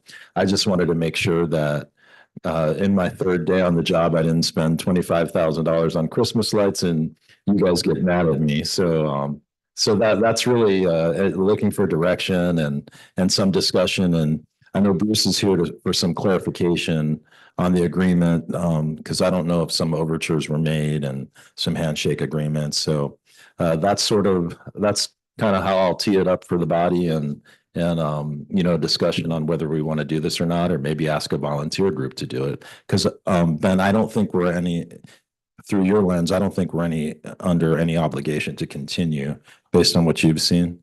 Seen an ongoing contract yet. Right. We haven't been able to find it in the city. Okay. So, yeah, just a little bit of context. A couple of years ago, there was a bit of a crisis that we didn't have Christmas decorations that were in any kind of condition that would display well. We had what could best be described as an emergency meeting of council, and council at the time approved the use of an agency to come in and put up Christmas trees and lights, and it was able to be expanded and contracted whatever was necessary at the time. But we didn't have the materials anymore. What we did have had rotted, had decayed, had broken, and it was sort of embarrassing for the city to have these old artificial trees that, well, they've been around for 30 or so years, if I remember correctly. Raul, correct me if I'm wrong here, but they were tired, worn out. And so the manager had an emergency meeting and we all kind of agreed, yeah, we can do that. We'll get somebody to come in and do that. And at about the same time, we also raised the manager's discretionary spending to where it would cover that amount, so that she was able to say, yes, okay, I have the council's permission to move ahead on this, but also in the future, I have it's within my spending limit. I'm okay on this one. I'm not going outside of council's will here. That's pretty high. So the spending limit, if I remember correctly, is 50,000, and that is in line with other communities. When we have a crisis, something happens, an accident, a police vehicle or a fire vehicle or a city vehicle is wrecked, has to be replaced as quickly as possible. And we've got 2 weeks or 2.5 weeks before city council meeting. We need to get that car ordered. We need to get it replaced. We need, sometimes something happens with an air conditioner. So $50,000 comes up pretty quickly. And so we did give the manager the leeway to be able to spend for those types of things without calling a special council meeting. And the Christmas light thing was an example of when there's an emergency, something needs to be done quickly. We didn't have a council meeting anymore that year. Our last meeting had already happened. So we had to have this special meeting. So we did allow the extra spending and it has not been abused. and we got lights, and I think they were phenomenal last year. They were phenomenal the year before. But again, it is up to us if we want volunteers or if the city staff could do it. I know that you had public works people doing that at one time. Am I remembering that right? Yeah, there is stuff that they used to put up in the past, but like you said, a lot of that stuff is aged and some of it wasn't in any shape to put back up. Right. And then I know the fire department was hanging for a long time, the decorations on the light poles through town. You're still doing that somewhat? I believe Public Works. Public Works is taking over that. Okay. We still do it. Right. But the trees and anything that goes with that has now been contracted out, right? Okay. Council, questions? Ms. Ripley. I think with that amount of money, we could buy our own tree and the decorations and get some group to do it, or have a kids' night and let the kids have one tree. I don't know, make something fun of it. Get it back into tradition. That's a lot of money, I think, to spend on trees for the gazebo. Okay. Other comments? Ms. Vasquez. I remember my 7th grade year in in the Sunnyside Christian School. My class was selected and we actually all volunteered. And I remember going out to the gazebo and I decorated with my class. And that was long ago though. Okay. I saw another hand. Your Deputy Mayor. So I requested the receipts from 2022 and 2023 and Ms. Warner, or I think Ms. Ramirez sent it to me. But in 2022, we spent $12,000 for Christmas trees for the community center and city hall. I mean, that's a lot of money. Did we rent these trees or did we Just them. purchase them, or what did we? I don't recall. You want to come up, Bruce, and help us out with some of that?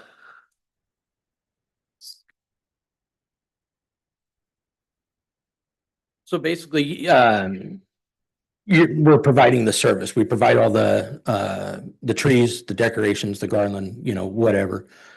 We put it up, we take it down, we maintain it, we store it.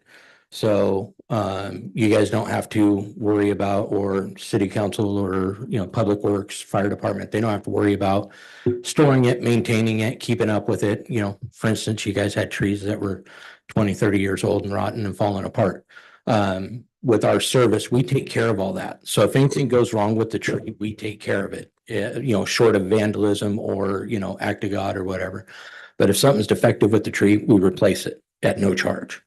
So you guys are you guys are purchasing a service. We came down multiple times where we didn't charge for any of the vandalism stuff, people unplugging things. We had several cords that got cut, but we came down, we replaced those for free.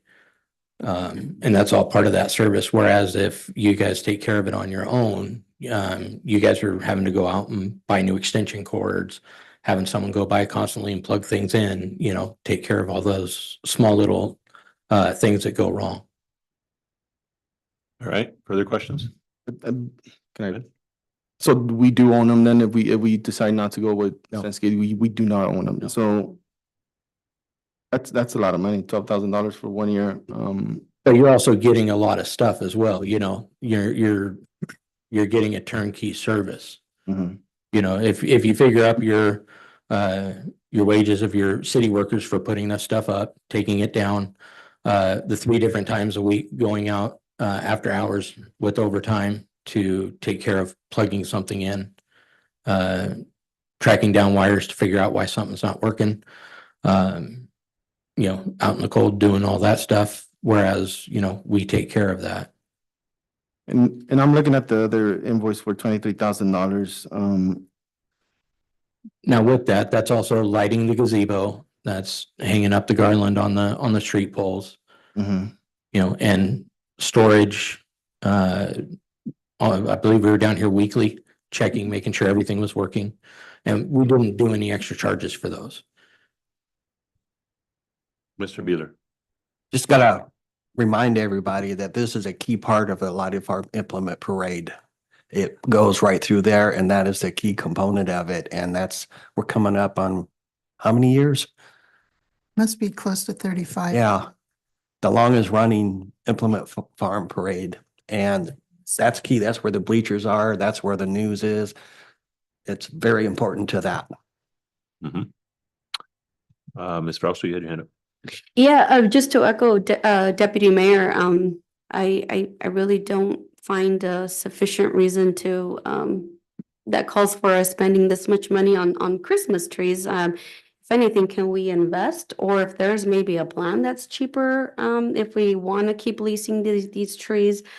Um, I just, I think it's just a ridiculous amount of money that we're investing into this. I totally agree with you, Mr. Billy. There's a, you know, it's one of those memorable moments for the implemented light parade.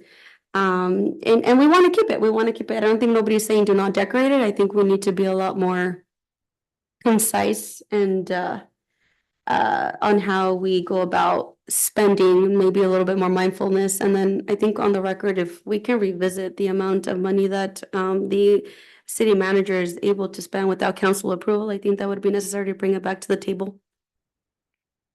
All right, Ms. Hart. One of the things that I think that has gotten away from the reason that we do this, if you look at the pictures there on the thing, that display stays up throughout the month of December, clear up until 1st of January, if I'm not Right. Doesn't yeah, it start just right after Thanksgiving and go through the month of December? Correct. And at one point or other, we had talked about having expanding, and I know with a couple of the Rotary clubs, and I don't know if any of those representatives are here or not. They talked about expanding the lighted Christmas parade weekend to be several weeks during the month of December to gather more people in town. The lighted Christmas parade brings, just very much like the Cinco de Mayo, doubles, triples the number of people who visit our community in one weekend. And what we were talking about doing, and I know that there's been much discussion about having the weekends prior and weekends after the lighted Christmas parade also be part of a kinder market, a Christmas market. And I think we should, you know, I don't know where that's at in the thing. The Chamber of Commerce, which we don't have any longer, due to a whole bunch of reasons I won't go into, used to be the people who took care of the decorating of the gazebo or the bandstand. And they had volunteers, and people from City Hall still came down, still put up trees, we had one tree in there. This past year, that kind of little forest effect that you did was absolutely beautiful. I can't think why anybody would deny having that. It was people went there to have their engagement pictures taken. They went and had wedding pictures taken there. There were all kinds of family reunion pictures taken at that. $23,000.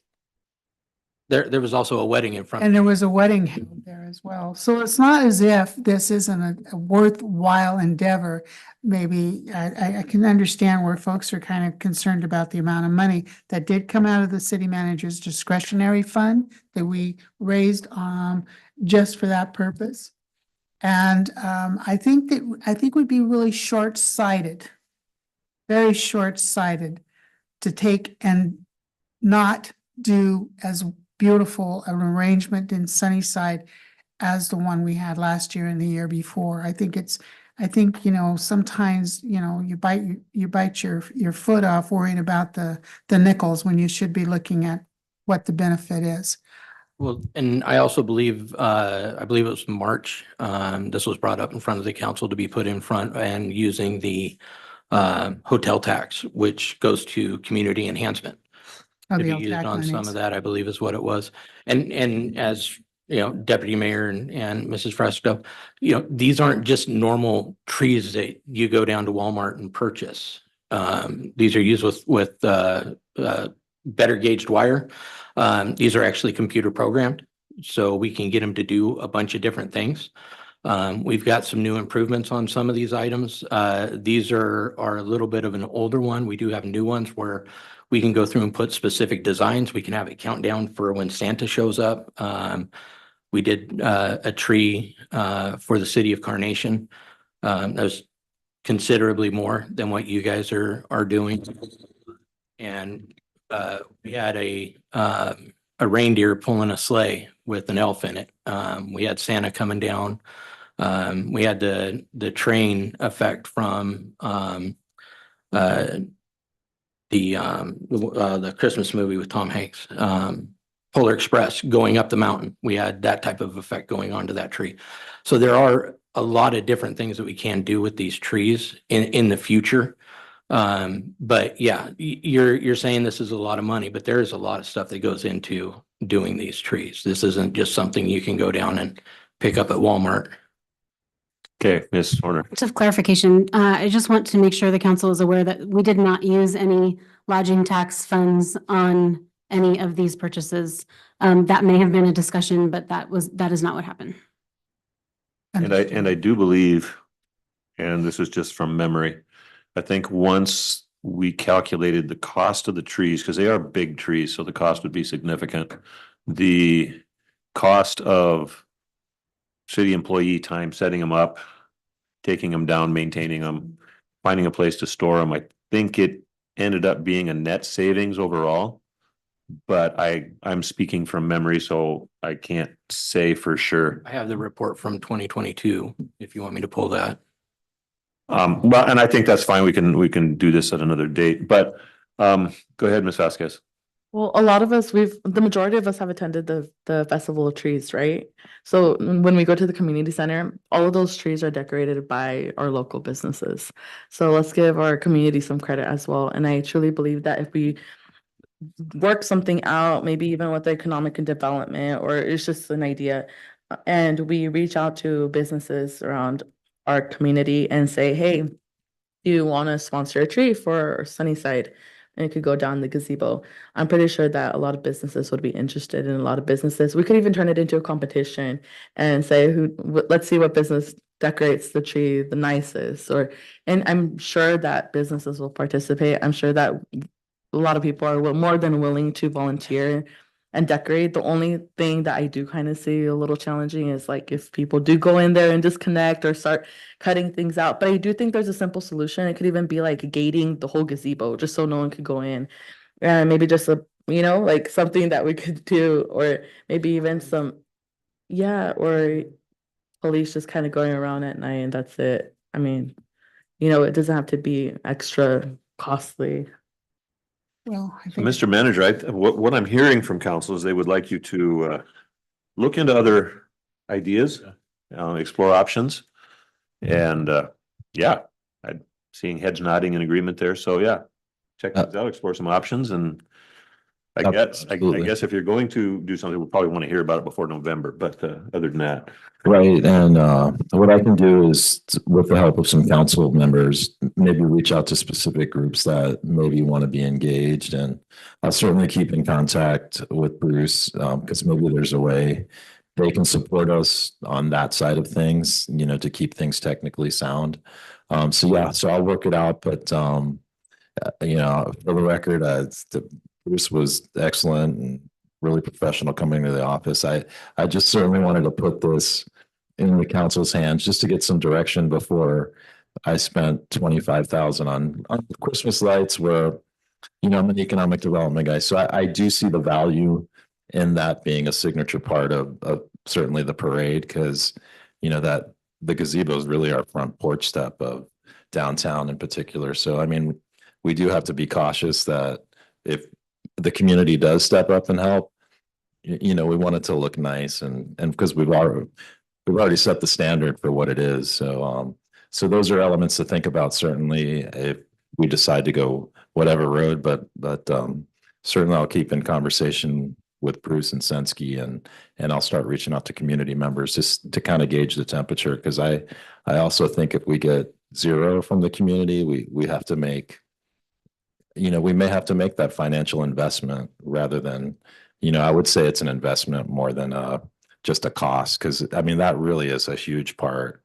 I mean, I've heard about I haven't had a chance to ever see it, but I've heard about it for years living in Tri-Cities. So I mean, it's a huge part of who we are here, and we want it to be at a good standard. So just for your own personal reference, when you go to look at, potentially purchasing this stuff on your own, be prepared for about a 30 to 45% price increase from what we're charging now. Thank you, sir. Right. Thank you. You still have the floor, sir. I don't believe I have anything else. Let me just check real. The ARPA update is on there. That's right. Forgive me for that. And I know Jameson was going to give us a quick update on that. Thank you. I provided the reports for you guys. We did miss the July, so this one is a little bit longer because it encompasses July and August since we canceled that first meeting of July. But the additions to the ARPA spending for this period are listed there. And if you have any questions on any of the items, I'm happy to answer them for you.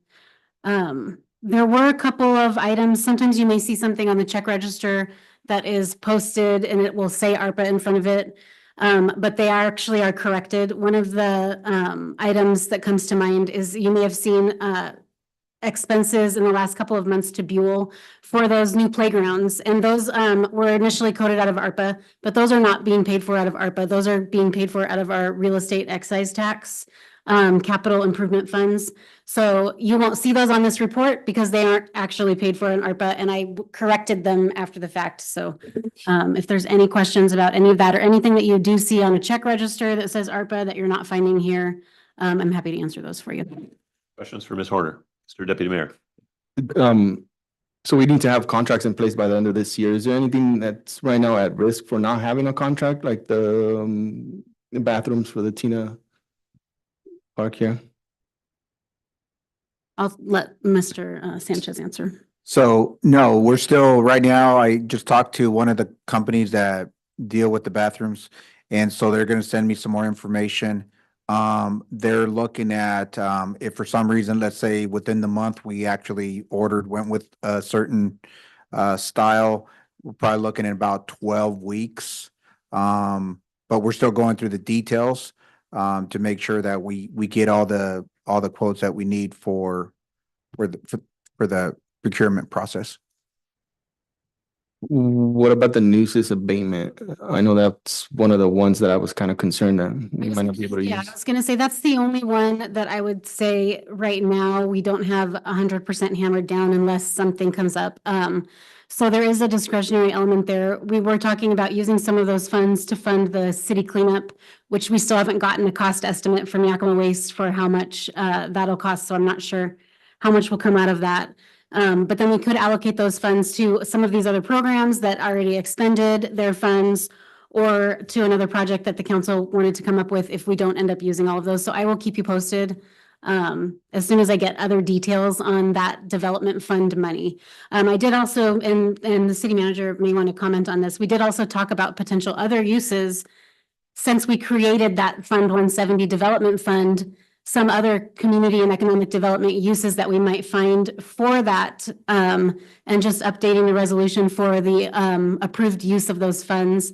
And then we might be able to obligate them by the end of the year. So I don't know if the city manager. Mr. Mayor, if I may, and thank you, Jameson, for that.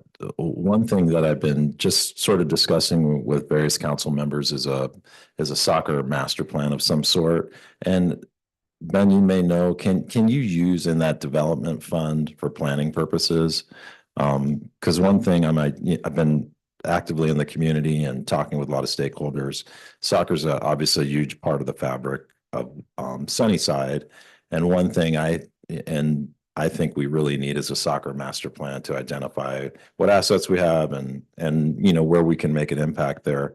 Do you know offhand? And I know it's a one-off. I'm asking you and putting you on the spot.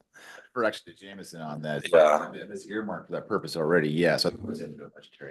Okay. And The fund, the development fund was set up with the ARPA fund. So as long as the expenditure falls within the parameters of what ARPA is allowed to be used for, which I do believe that that would be an unauthorized use. If you wanted to do that, that would probably be fine. And the one thing I wanted to gauge the temperature of the council. I haven't had a chance to really take a really close look at our ARPA spending. For a point of clarification, Jameson, I know by the end of this year, everything has to be sort of allocated. Are we 100% set in stone on these spending measures within there? Are there certain flexibility in some of the ones that we haven't prioritized as greatly as others? I believe everything is all of the capital projects, I believe, are pretty much already obligated. The Public Works Department, I know, has been doing work on the city community center improvements and the senior center improvements to get those all locked in. I do believe, I know Dennis had to leave already, but I think he has pretty much allocated out his entire amount to continue that network refresh. So those expenses are still coming in, but it is obligated. So the only place that there may be some wiggle room is we haven't obligated the $175,000 for the animal shelter. And that is partially because that Ray Road property that we talked about using still had a tenant in it. And so we can't get in there to do any engineering or to get a bid ready to go until that happens. But theoretically, at this point, that money hasn't been obligated, so there's some leeway there. And then again, that nuisance abatement money is kind of the only other spot aside from the restrooms for Tina Knopf. But I know Raul was working on that, so. Yeah, thank you. Go ahead, Ms. Hart. I just had a question, with the animal shelter retrofit out on Ray Road. Are we able to use any of that money at the police station where we are sheltering the dogs currently? Council would need to make that decision to reallocate. What you guys originally allocated was for the retrofit of the Ray Road. But this is all up to council to determine the use of ARPA funds. So at this point, it isn't obligated under contract to something else. So theoretically, you guys could change your mind on that before the end of the year. No, keep the animal shelter. I wasn't suggesting that. Yeah. I was wondering if there was any money we could flow over. Yeah. Keep the little doggies happy. I have a question about that, but that's later. Okay. Where we Any at? more on that, Ms. Horner? Further questions for Ms. Horner? All right, thank you, everyone. Have you got anything else, sir? No, Mayor, thank you very much. All right, our next item is an executive session, slated to last another 20 minutes. Has three RCWs, RCW 42.30.110, parentheses 1 triple I, litigation or legal risk of a proposed action or current practice that the agency has identified when public discussion of the litigation or legal risk is likely to result in adverse legal or financial consequences to the agency. And RCW 42.30.140, parentheses 4B, that portion of meeting during which the governing body is planning or adopting the strategy or position to be taken by the governing body during the course of any collective bargaining, professional negotiations, or grievance or mediation proceedings, or reviewing the proposals made in the negotiation or proceedings while in progress. And RCW 42.30.110, parentheses 1G, to evaluate the qualifications of an applicant for public employment or to review the performance of a public employee. However, subject to RCW 42.30.140, parentheses 4, discussion by a governing body of salaries, wages, and other conditions of employment to be generally applied within the agency shall occur in a meeting open to the public. And when a governing body elects to take final action, hiring, setting the salary of an individual employee, class of employees, or discharging or disciplining an employee, that action shall be taken in a meeting open to the public. And I didn't get a note on here, is action expected? Mr. Mayor, is there a way to do the department heads reports beforehand and then do the executive at the end? That we just, that on the agenda item, that what we just had was the Oh, we're not gonna hear from the department head. individual, not tonight. We have a new manager and the manager sets his agenda, so. Cool. That's fine. So you're not needed back. Bye. All right, so I still don't know if, is there action expected? No, I don't think there's that. No action expected? Very good. Now we'll let you guys get a chance to get out.